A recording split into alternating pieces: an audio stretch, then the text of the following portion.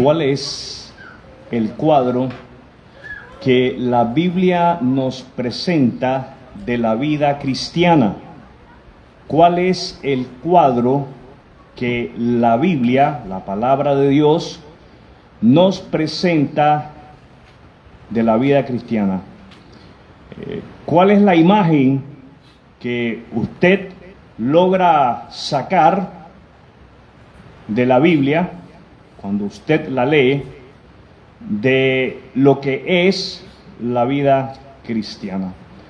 La Biblia, la palabra de Dios, nos presenta la vida de los cristianos como hombres y mujeres de fe, decididos a cumplir con la misión de Dios. ¿Cuál es la decisión? Cumplir con la misión de Dios. Y esto es lo que llamamos evangelismo o misiones. También tenemos que la Biblia nos presenta a los cristianos, a los creyentes, hombres y mujeres, como aquellos que están decididos a hacer sonreír a Dios. ¿Cuál es la decisión? Hacer sonreír a Dios. Y esto es lo que llamamos adoración.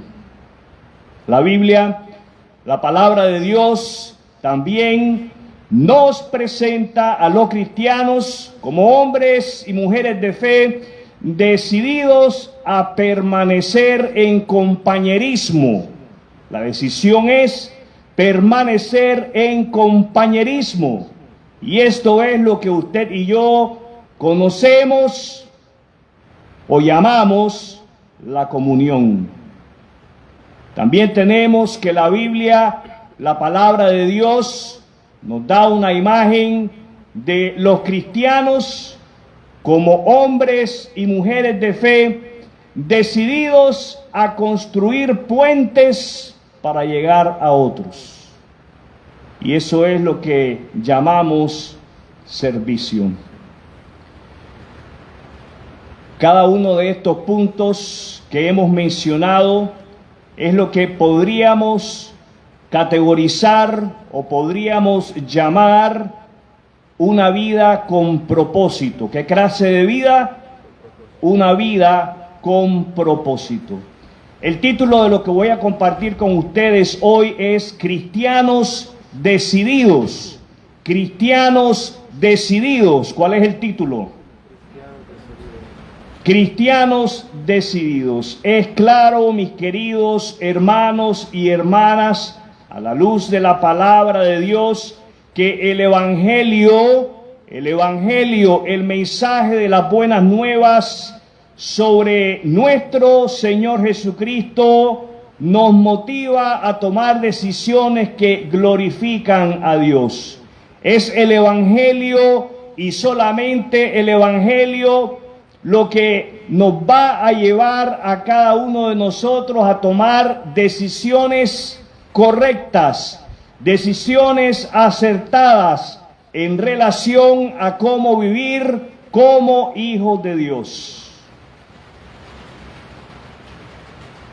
Vamos a estar hablando entonces de cada una de estas decisiones. Y para hablar de la primera decisión, quiero invitarle a que usted abra su Biblia en Primera de Tesalonicenses, capítulo 3. Primera de Tesalonicenses, capítulo 3, versículos 1 y versículo 2. Primera de Tesalonicenses, capítulo 3, versículos 1 y versículo 2. I'm going to ask you to please open up your Bibles on 1 Thessalonians chapter 3, verses 1 and verse 2. Y leo de la palabra de Dios. Primera de Tesalonicenses, capítulo 3, versos 1 y 2. Por último, cuando ya no pudimos soportarlo más, decidimos quedarnos solos en Atenas. Pablo, Silas y Timoteo. Y enviamos a Timoteo para que los visitara. Recordemos que los autores de esta carta son Pablo, Silas y Timoteo, y Pablo y Silas deciden enviar a Timoteo en un viaje misionero. ¿Qué clase de viaje? Misionero. Los viajes misioneros no son algo nuevo. Los viajes misioneros nacen en el corazón de Dios, nacen en el corazón de aquellos hombres que viven a la luz del mensaje del Evangelio y que se sienten apasionados por el mensaje del Evangelio, y Pablo y Silas deciden enviar a Timoteo a Atenas, y enviamos a Timoteo para que los visitara. Él es hermano nuestro y colaborador de Dios en la proclamación de la buena noticia de Cristo. Lo enviamos a ustedes para que los fortaleciera, los alentara en su fe y los ayudara a no ser perturbados por las dificultades que atravesaban. Pero ustedes saben que estamos destinados a pasar tales dificultades. La primera decisión de la cual quiero hacer mención es la decisión a cumplir con la misión. La decisión a cumplir con la misión. Vemos que Pablo, Silas y Timoteo habían determinado, habían decidido cumplir con la misión de propagar el Evangelio de Jesucristo. La decisión de ellos era llevar adelante el mensaje de las buenas nuevas de Cristo. ¿Cuál es la decisión? Llevar adelante el mensaje de las buenas nuevas de Cristo. La lección para cada uno de nosotros en el día de hoy es que cada creyente en Jesucristo, cada creyente, usted, yo y usted, cada uno de nosotros, todos, cada creyente en Jesucristo debe de tomar la decisión de cumplir con el plan de Dios para nuestra vida. Cuando tomamos esa decisión, mis hermanos, nos vamos a involucrar en el cumplimiento de la misión. Nos vamos a envolver, vamos a participar, nos vamos a convertir en lo que usted y yo leemos en el versículo 2, en referencia a Timoteo. Pablo y Silas se refieren a Timoteo como un colaborador, como alguien que aporta, como alguien que participa. Usted y yo, como creyentes en Jesucristo, debemos de participar activamente en la proclamación del mensaje del Evangelio. ¿En qué debemos de participar activamente? En la proclamación del mensaje del Evangelio. ¿Cómo participamos usted y yo en la proclamación del mensaje? Invitando a conocidos y a extraños a que vengan y que escuchen el mensaje de las buenas nuevas de Jesucristo. Y cuando hablamos de invitar, no estamos limitando esa invitación a este lugar. Vamos a invitarlos a nuestros hogares. Vamos a invitarlos a tomar una taza de café, vamos a invitarles a comer con ellos, vamos a invitarles a compartir con ellos.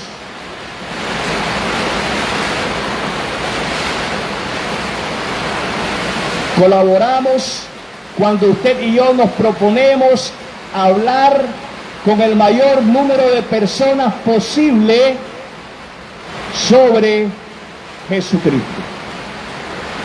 Y esa es la primera decisión que todo creyente en Jesucristo debe de tomar. Cumplir con la misión. ¿Cuál es la primera decisión? Cumplir con la misión. El hecho de que somos una iglesia hispana no debe de limitarnos a invitar a aquellos que no hablen nuestro idioma. Al contrario, debemos de estar motivados a que ellos también vengan a escuchar. La segunda decisión de la cual vamos a estar hablando en este momento la encontramos en los versículos del 6 al 8. Versículos del 6 al 8 y leo de la palabra de Dios. Pero ahora Timoteo acaba de regresar y nos trajo buenas noticias acerca de la fe y el amor de ustedes. Nos contó que siempre recuerdan nuestra visita con alegría y que desean vernos tanto como nosotros deseamos verlos a ustedes. Así que, amados hermanos, en medio de nuestras dificultades y sufrimientos, hemos sido muy animados porque han permanecido firmes en su fe. Nos reaviva saber que están firmes en el Señor. La segunda decisión que todo creyente en Jesucristo debe de tomar es la decisión a hacer sonreír a Dios. La decisión a hacer sonreír a Dios. Usted y yo vivimos de una manera que hace sonreír a Dios cuando estamos en la relación correcta con Él. Y podemos estar en la relación correcta con Dios a través y únicamente a través de la fe en Jesucristo como el único y suficiente Salvador. Fue refrescante para Pablo y Silas cuando Timoteo regresó con las noticias acerca de la fe de los atenienses en Jesucristo como el Salvador. Y esa fe debemos de hacer notar que produce en el creyente amor. ¿Qué produce en el creyente? Amor. Y no solamente produce en el creyente amor, sino que también produce firmeza. Una firmeza de carácter que lo lleva a permanecer en la fe de Jesucristo. Me llama la atención lo que Pablo y Silas escriben en el versículo 8. La fe de otros y el amor de otros reaviva. ¿Qué hace? Reaviva. Mis queridos hermanos y hermanas, es nuestra fe y es nuestro amor lo que no solamente nos reviva los unos a los otros, nos motiva los unos a los otros. La fe y el amor en los hijos de Dios son una incentiva, son una motivación para otros. Y aquellos que observan, aquellos que son penetrados con esa fe, la fe vuestra y el amor vuestro, son estimulados, son motivados a seguir más de cerca al Cristo del Evangelio. La tercera decisión de la cual vamos a estar haciendo mención en este momento, la encontramos ahí en Primera de Tesalonicenses, en el capítulo 4, los versículos del 1 al 3, y leo de la palabra de Dios. Finalmente, amados hermanos, les rogamos en el nombre del Señor Jesús que vivan de una manera que le agrada a Dios. Tal como les enseñamos, ustedes ya viven de esta manera y los animamos a que lo sigan haciendo aún más. Pues recuerdan lo que les enseñamos por la autoridad del Señor Jesús. La voluntad de Dios es que sean santos. Entonces, aléjense de todo pecado sexual. La tercera decisión de la cual tenemos que hablar es la decisión que cada uno de nosotros debemos de tomar. Debemos de tomarla diariamente. ¿Con qué frecuencia? Diariamente. Y es la decisión a parecernos a Cristo. Es la decisión de que cada día que pase seamos más parecidos a Cristo. El cristiano, el creyente en Jesucristo, usted y yo, mi querido hermano y hermana, nos pareceremos más a Cristo dedicando toda nuestra vida, no una parte de nuestra vida, toda nuestra vida al servicio de Dios. ¿Al servicio de quién? Al servicio de Dios. La exhortación de Pablo, de Silas, es para los cristianos de que vivan de una manera que hace sonreír a Dios.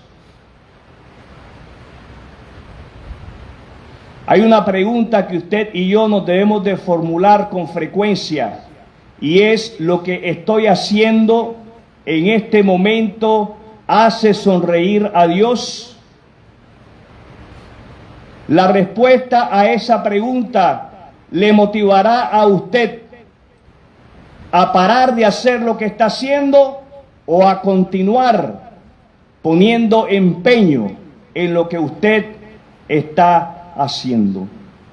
Fíjese bien, los cristianos ya debemos de estar viviendo de una manera que agrade a Dios. Ya viven de esta manera, les escribe Pablo y Silas a los creyentes. Ya viven de esta manera y los animamos a que lo sigan haciendo aún más. A partir del momento en que usted confió en Jesucristo como su Salvador, a partir de ese momento usted comenzó a vivir de una manera que agrada a Dios. Esa forma de vivir tiene que ir en aumento. ¿Cómo tiene que ir? En aumento. Cada día que transcurre, cada día que pasa, usted y yo nos debemos de parecer más a nuestro Señor Jesucristo. ¿En qué debemos de parecernos a Cristo? En humildad de carácter. ¿En qué debemos de parecernos a Cristo? En mansedumbre. ¿En qué debemos de parecernos a Cristo? En astucia. ¿En qué debemos de parecernos a Cristo? En fidelidad. ¿En qué debemos de parecernos a Cristo? Pablo lo dice aquí: en santidad. Sed santos porque yo soy santo, dice el Señor. La santidad tiene que ver con dedicar tu vida a Dios. Dios no quiere una parte de tu corazón. Dios quiere todo tu corazón. ¿Qué es lo que Dios quiere? Todo tu corazón. Eso quiere decir de que todo, absolutamente todo lo que tú hagas, estudies, trabajes, tú lo hagas para la gloria y solamente para la gloria de Dios. La santidad tiene que ver con el servicio. ¿Con qué tiene que ver la santidad? Con el servicio. Cuando tú y yo nos dedicamos, cuando tú y yo dedicamos nuestra vida a Dios, entonces nos alejamos más de las cosas mundanas que contaminan nuestro corazón y nos acercamos más al amor de Cristo. Nos acercamos más a la paz de Cristo. Nos acercamos más cada día a parecernos a Él. La cuarta decisión que vamos a estar mencionando en este momento la leemos en los versículos del 9 al 12. Leo de la palabra de Dios. Pero no hace falta que les escribamos sobre la importancia de amarse mutuamente, pues Dios mismo les ha enseñado a amarse unos a otros. Es más, ustedes ya muestran amor por todos los creyentes en Macedonia.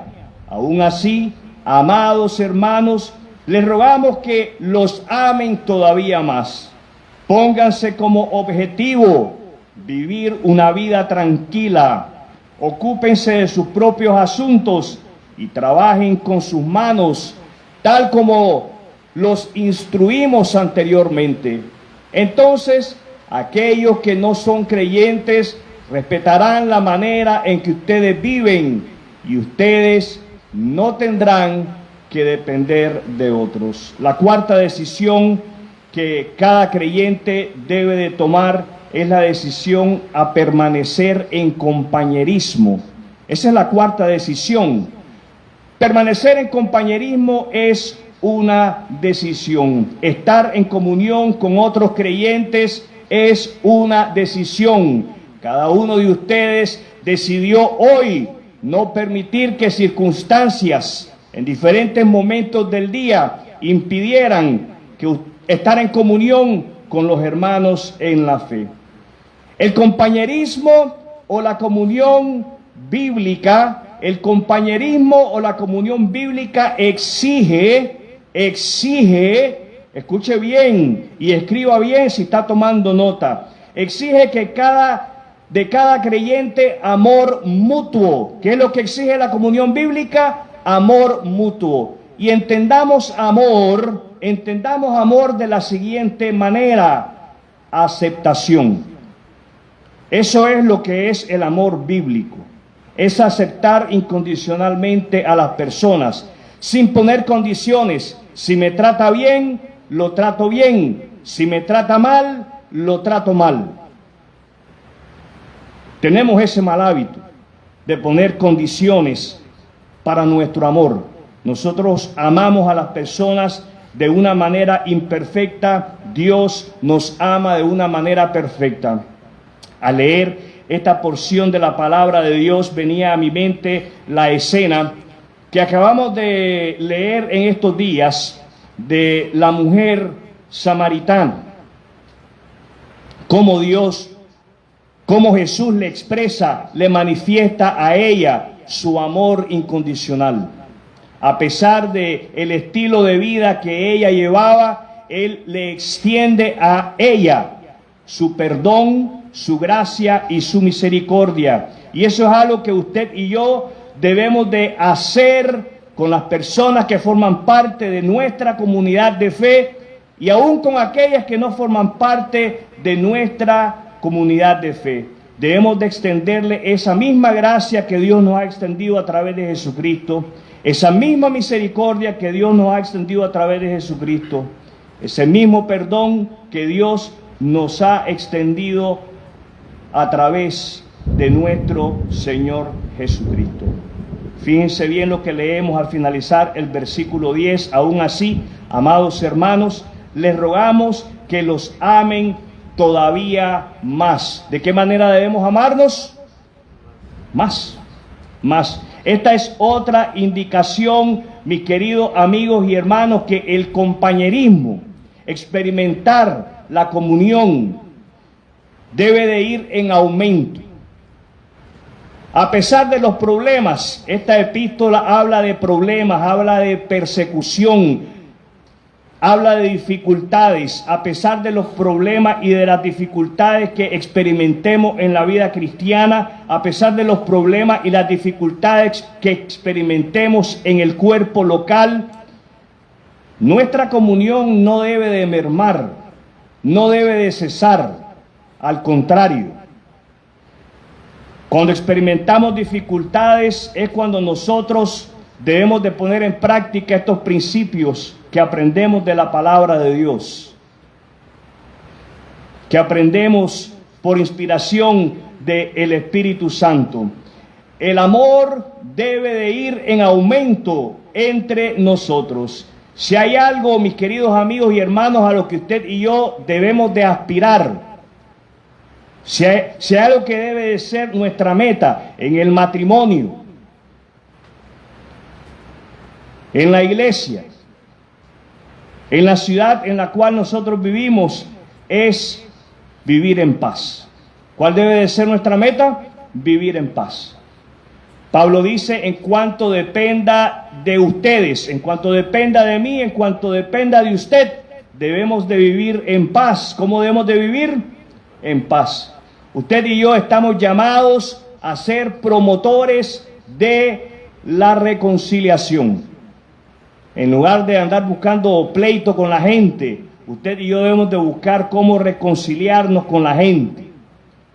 En lugar de permitir que nuestras diferencias, nuestros pleitos nos separen, nos distancien, en lugar de permitir que la murmuración, que las quejas y el chisme nos alejen y sean un instrumento de Satanás para desanimarnos y dejar de congregarnos, debemos nosotros, mis hermanos y mis hermanas, de permitir que esos sean un escalón hacia arriba, no uno hacia abajo, sino que un escalón hacia arriba para parecernos más a nuestro Señor Jesucristo. La última decisión de la cual vamos a estar hablando en este momento, ahí en el capítulo 5, versículo 14. Leo de la palabra de Dios. Hermanos, les rogamos que amonesten a los perezosos, alienten a los tímidos, cuiden con ternura a los débiles, sean pacientes con todos. La quinta decisión que todo creyente en Jesucristo debe de tomar, motivado por el Evangelio de la gracia de Cristo, es la decisión a construir puentes. La decisión a construir puentes. Les rogamos que amonesten a los perezosos. Aunque el versículo está escrito en el contexto de animar a la gente a salir a trabajar para ganarse el pan nuestro de cada día, es aplicable dentro del cuerpo local, en vista de que como los tiempos están malos, ¿cómo están los tiempos? Los tiempos están malos, no hay espacio, no hay lugar para la pereza y la timidez dentro del cuerpo de Cristo. Cada creyente en Cristo debe de proponer seriamente en su corazón el de trabajar para de esa manera lograr el avance del reino de Dios aquí en la tierra. Si hay algo que usted y yo nos debemos de proponer es el de proclamar el mensaje de las buenas nuevas. A eso le podríamos también llamar trabajo. A eso también le podríamos llamar también trabajar. Usted y yo no podemos cruzarnos de brazos. No le dé espacio a la pereza. Y fíjense bien, a los perezosos hay que amonestar y a los tímidos hay que alentar. Usted es tímido. Usted es una persona que se siente cohibida para hablarle a otros. Le da pena porque no se siente con autoridad, porque no conoce a la persona. Le da pena porque no tiene conocimiento suficiente, aunque la mayoría de aquí tiene el conocimiento suficiente para hablar de Cristo. ¿Es usted penoso? Mi hermano, ponga atención a las palabras de Pablo. Hay que salir de esa comodidad. Sí, porque el tímido es aquel que está cómodo dentro del cascarón. No me molesten, aquí estoy tranquilo, aquí estoy en paz. Repito, la pereza y la timidez no tienen cabida, no tienen lugar en la vida del creyente en Jesucristo.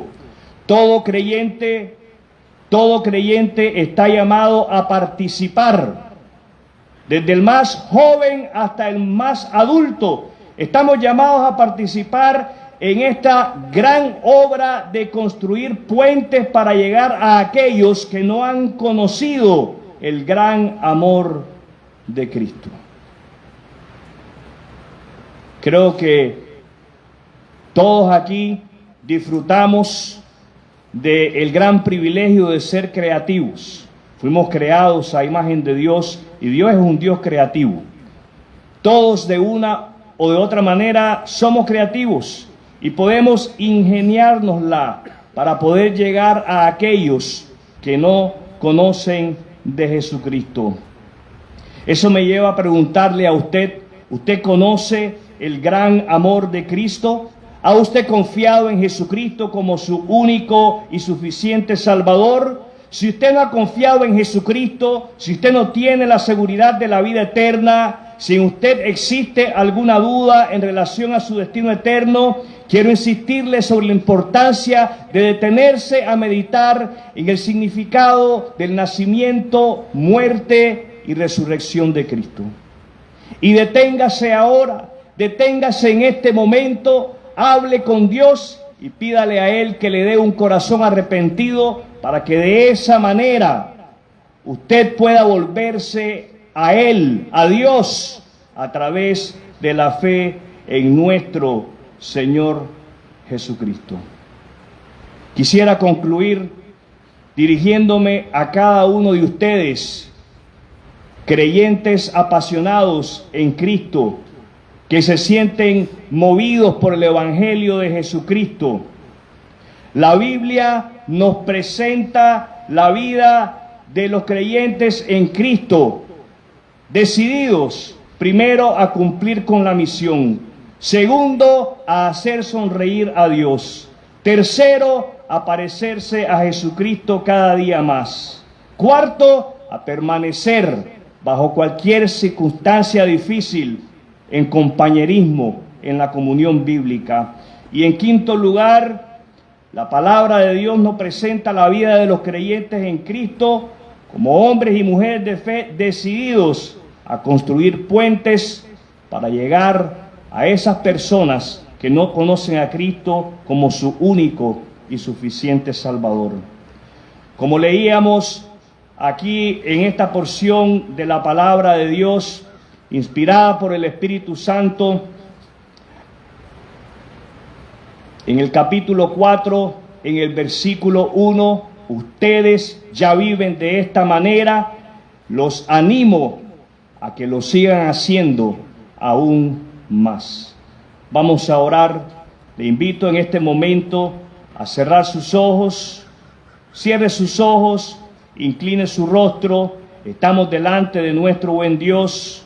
Oramos todos juntos.